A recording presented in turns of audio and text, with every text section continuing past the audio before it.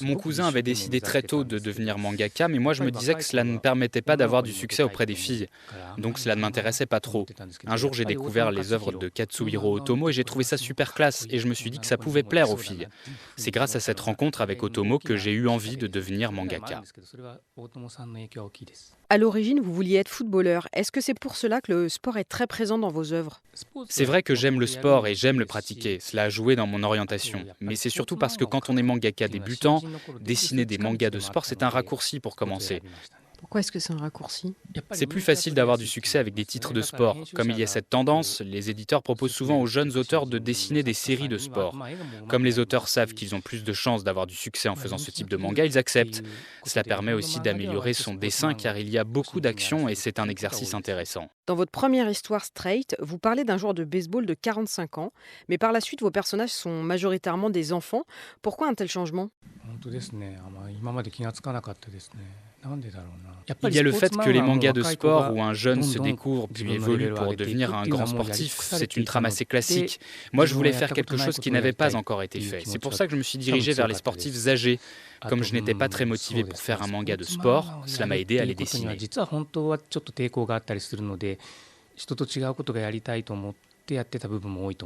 L'enfance est un sujet récurrent dans vos œuvres que vous abordez de manière assez particulière.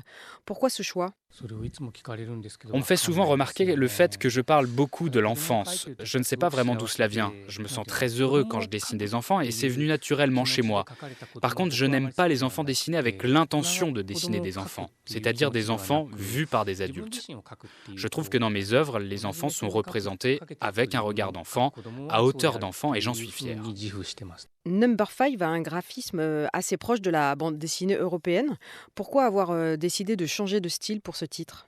Il y a 22 ans, je suis venu pour la première fois à Angoulême. 5 ans avant, j'avais découvert Bilal, Moebius et je suis tombé amoureux de leur BD et de l'art qu'est la bande dessinée. En venant à Angoulême, je voulais les rencontrer et discuter avec eux. En les rencontrant, je me suis rendu compte qu'ils avaient une façon de travailler totalement différente des mangaka. Ils ne sont pas poursuivis par le temps, ils ont des formats différents, une version différente et cela m'a fasciné.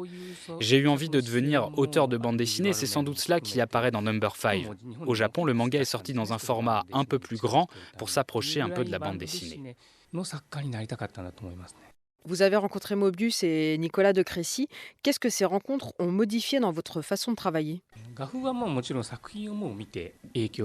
En parlant avec eux, je me suis rendu compte qu'il y avait une façon de se positionner par rapport au lecteur qui était différente du Japon.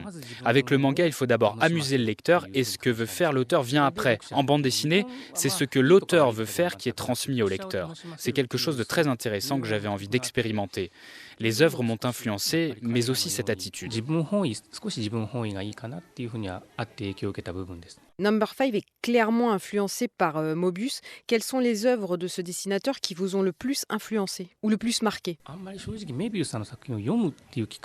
Je n'ai pas lu beaucoup d'œuvres de Moebius. Par contre, j'ai particulièrement étudié Linkal et Arzac. Ces œuvres m'ont influencé, que ce soit géographiquement ou sur la façon d'utiliser l'espace, de mettre en scène.